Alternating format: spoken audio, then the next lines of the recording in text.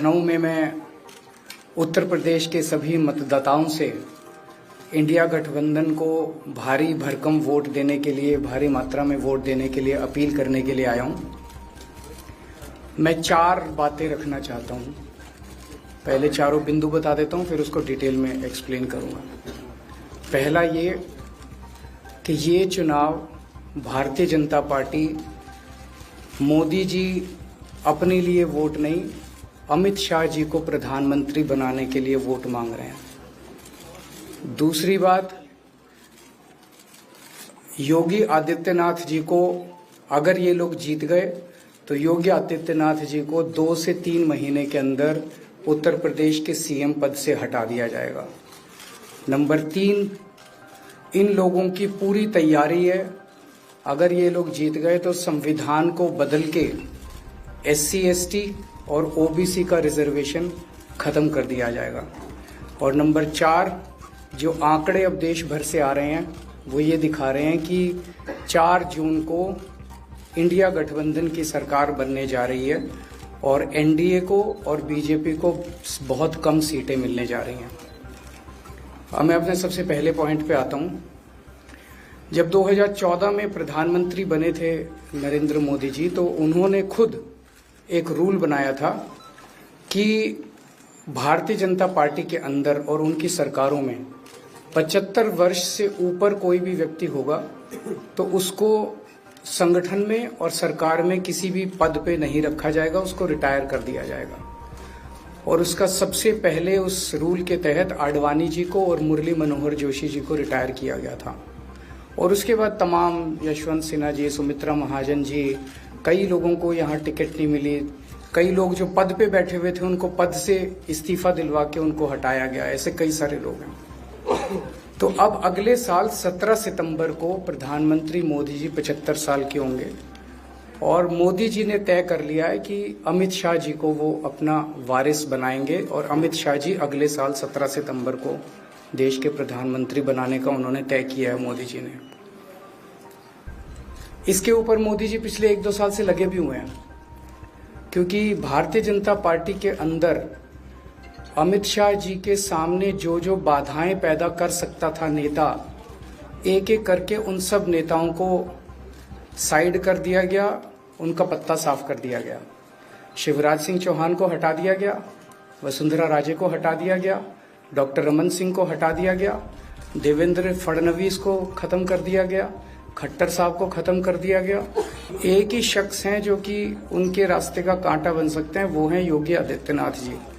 अब योगी आदित्यनाथ जी को इन्होंने हटाने का पूरा मन बना लिया है और अगर इनकी सरकार बनी तो 2 महीने के अंदर योगी जी को भी उत्तर प्रदेश के सीएम से हटा दिया जाएगा।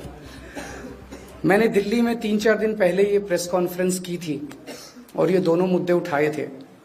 जैसे मैंने मुद्दे उठाए थे तो अमित शाह जी ने और उनके कई नेताओं ने अपनी भावना प्रकट की कि नहीं, मोदी जी को 75 साल में इस्तीफा नहीं देना चाहिए, मोदी जी को 75 साल पूरा कार्यकाल पूरा करेंगे। उन सब की भावनाओं की मैं कद्र करता हूं, क्योंकि अपने नेता के लिए जब भी ऐसी बात होती है तो सब लोग सामने आके बात करते हैं। लेकिन बड़ी बात यह है कि मोदी जी ने ऐसा नहीं कहा कि मैं 75 साल पे इस्तीफा नहीं दूंगा, मैं रिटायर नहीं होऊंगा। उनका अपना बनाया हुआ रूल है और मुझे पूरी उम्मीद है कि मोदी जी का अपना बनाया हुआ रूल है और मोदी जी अपने रूल को फॉलो करेंगे। नहीं तो लोग कहेंगे कि मोदी जी ने ये रूल आडवाणी जी को हटाने के लिए बनाया था, जब अपनी बारी आई तो नहीं। तो मोदी जी इस रूल का फॉलो करेंगे, ये पूरा यकीन है देश के लोगों को कि उन्होंने खुद रूल बनाया तो खुद फॉलो करेंगे। दूसरी बड़ी बात जो हुई कि जब मैंने कहा कि योगी आदित्यनाथ जी को 2 महीने में हटा दिया जाएगा, इस पे अभी तक भाजपा के किसी नेता की टिप्पणी नहीं आई है। 4 दिन हो गए। इसका मतलब ये तो कंफर्म करता है कि उन्होंने पूरी प्लानिंग कर ली है और उनके पक्ष में कोई बोलने के लिए तैयार नहीं है योगी आदित्यनाथ जी के। तो उनका हटना अब लगभग तय है कि योगी आदित्यनाथ जी को उत्तर प्रदेश के सीएम पद से हटाया जाएगा। दूसरी चीज, मैं उत्तर प्रदेश के सभी मतदाताओं को कहना चाहता हूं कि पिछले 4-5 महीने से इन्होंने शोर मचा रखा है, 400 पार 400 पार 400। क्यों? कहते हैं नहीं, मोदी जी कुछ बड़ा काम करना चाहते हैं। तो लोगों ने खोद के पूछा, भाई क्या बड़ा काम करना चाहते हैं, कुछ बताओ तो सही। तो उन्होंने नहीं बताया। लोगों ने फिर अंदर से पता किया कि बड़ा काम ये करना चाहते हैं कि देश से रिजर्वेशन खत्म करना चाहते हैं। हम जानते हैं कि इनका जो पूरा इकोसिस्टम है, आरएसएस, बीजेपी, शुरू से ये लोग रिजर्वेशन के खिलाफ रहे हैं। इनकी पूरी की पूरी मानसिकता रिजर्वेशन के खिलाफ रही है। तो मैं सभी लोगों को ये आगाह करना चाहता हूं कि ये बड़ा काम इनको 400 पार इसीलिए चाहिए क्योंकि ये रिजर्वेशन खत्म करना चाहते हैं। संविधान को, बाबा साहब अम्बेडकर ने जो संविधान बनाया था, उस संविधान को ये तार तार करना चाहते हैं।